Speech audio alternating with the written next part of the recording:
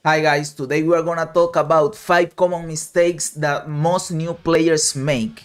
If you learn to not make these mistakes, you are going to immediately be better than the vast majority of players, not only new players, but even some old players that never learn to not make these mistakes. I guarantee you that if you learn to not commit these mistakes, you'll be a very good Marvel Snap player and you will climb the ladder very quickly. We are gonna start with a pretty big mistake that not only new players make, but almost every player commits this mistake, and if you restrain yourself from making it, you will be a very good player, and this is gambling, bro. Don't gamble in Marvel mistake.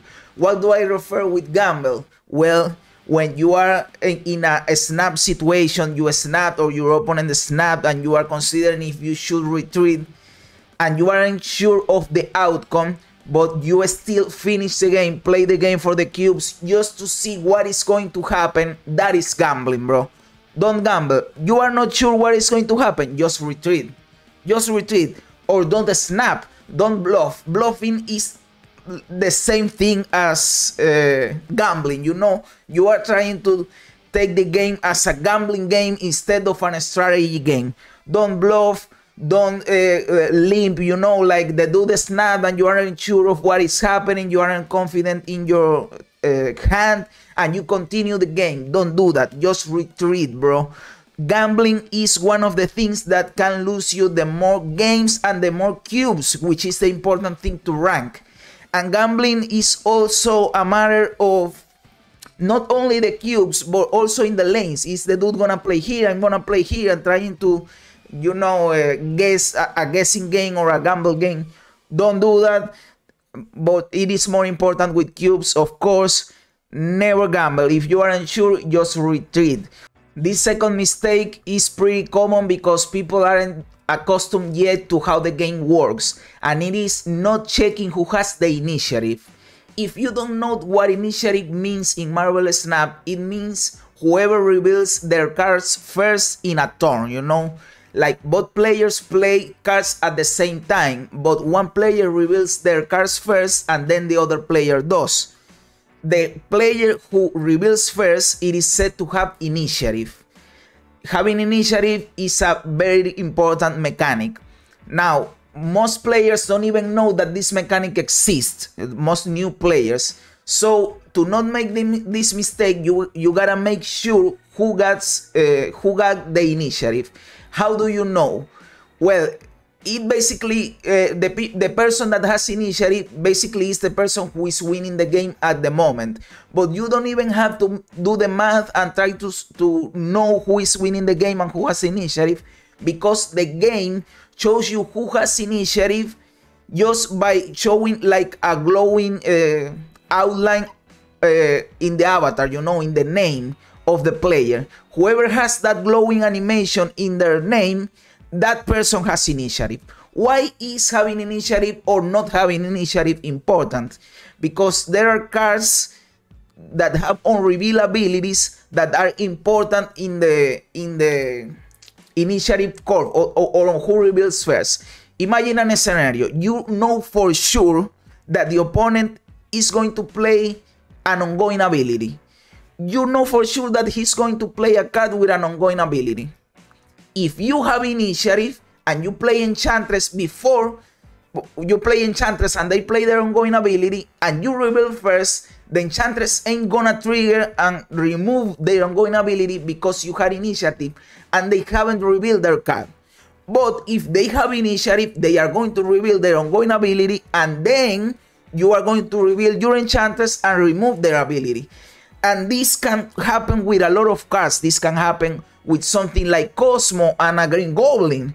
You know, knowing who has the initiative can affect so much plays. And new players, some of them don't even know that initiative exists. The ones that know what is initiative don't know how to check it out. And even then, there are players that don't know how to take advantage of knowing who has the initiative. Well, you aren't going to make that mistake anymore because I'm telling you how it is. You know that initially exists, you know that you check it out by the glowing animation in the name of the player, and you know that it is important to know who reveals first and planning your cards accordingly, like your Enchantress, like your Cosmo and cards of that type. The third mistake most new players make is not caring about locations.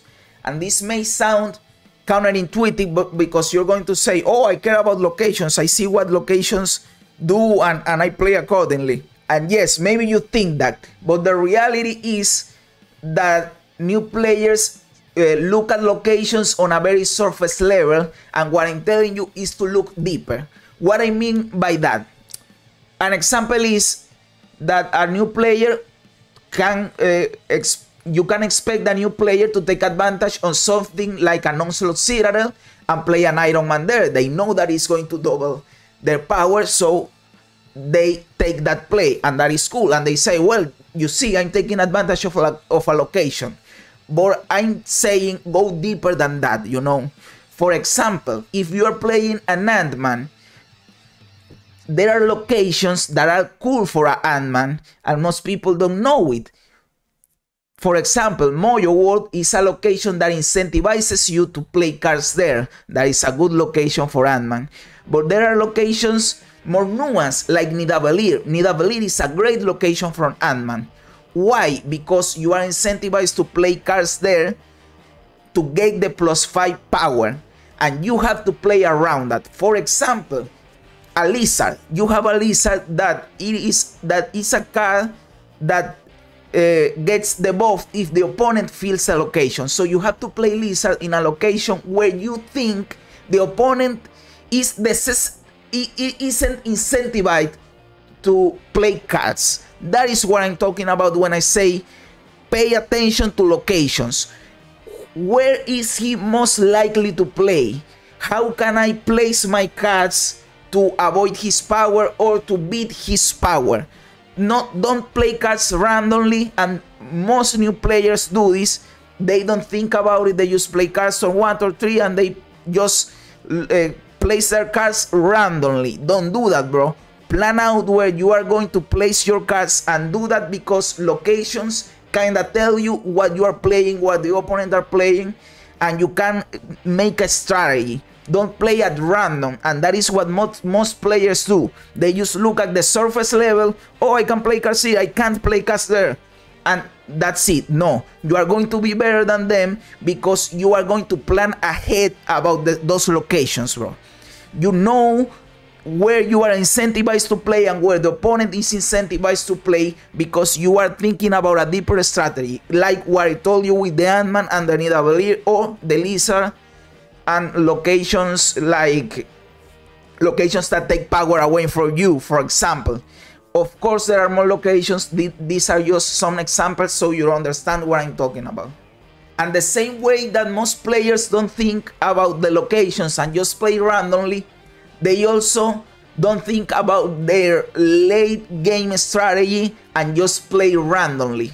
You won't do that, bro. You will plan out your game. You will look at your cards in hand and you will plan out your game. You will see, I have this play on turn 3, I have this play on turn 4, I have this play on turn 5, and I have this play on turn 6. Why? Because that way you can distribute your power and place your cards correctly on the board so that your later turns turn out okay. Because to a lot of new players, this is what happens. They play at random and then they fill a location and then they need a spot there in the later turns and they don't have it and they have to improvise. You won't do that. You will plan out your turns, you will plan out your energy, you will plan out your strategy. This way you improve your chances of winning, and also you know when to snap. And also you know, well, my later turns are a little weak because I didn't draw some combo piece or whatever. And if the opponent snap, I will retreat. You will have a better strategy to win the game. And maybe this sounds like common to some people. Oh, bro, of course I will plan out my game. What are you talking about? Well, bro, this is a very common mistake for new players. Moreover, in the earlier turns, you know, like for turn 1 to turn 4, they don't plan anything. They just play at random and then they think about their plays on turn 5 and turn 6. No, bro, you will plan your strategy from the very get-go. Yes, turn 1 you can play randomly, it won't affect you very much, but starting at turn 2 you are getting another draw, you're getting what your cards are, and you can start planning. Of course, maybe you will get a draw later and you will adjust your strategy, but you are planning on the go, you know, constantly. You aren't letting the fate decide anything for you. You are taking the bull by the horns. And another common mistake that new players make, and I believe that is because they are just getting used to the game, and it may sound like something stupid, but trust me, it is not, because you will see advanced players not making this mistake, is not taking your time to make your plays. New players are like in a hurry, and they play, and they don't think through their plays, their strategies, their snaps, their whatever. Bro, you need to think about your plays. I'm okay with playing fast like the first 3 turns, you know, because the game doesn't have much information yet. But starting on the 4th turn and moreover on the last turn, bro, take your time. Think about every possibility. Do the math. Think about what the opponent may do. Think about the snaps. Think about the retreats. Take your time. Bro, I find that my 6th turn, I always feel like I have too little time. That they force me to make a decision too quick because I want to keep thinking about the possibilities. And a lot of people just play their 6th turn immediately. They don't think about what can happen, and that results in disaster because something crazy can happen and they didn't expect it, and they lose a lot of games and a lot of cubes for not taking their time. Don't commit this very common mistake from new players. You will see that more advanced players, they 5th and their 6th turn, they think things through, bro. They take their time. Be like them. Even if you don't know all the possibilities because you are a new player, I don't know, and you don't know what all the things that could happen, try to get the habit of doing this because you will improve at the game at a really fast pace just by trying to figure out what is happening and what is going to happen. Remember, the 6th turn is the most important turn in Marvel Snap.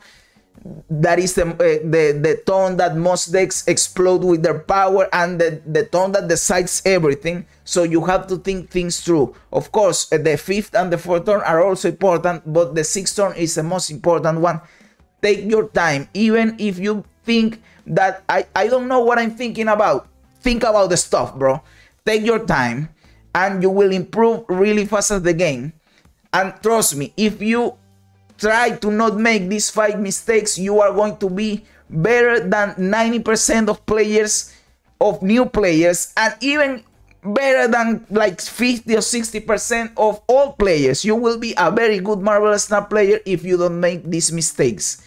And if you couple not making these mistakes with doing the correct things that I told you in my video, 7 tips for new players or for players in general to get to infinite, I will leave the link up here. You will be an excellent Marvel Snap player.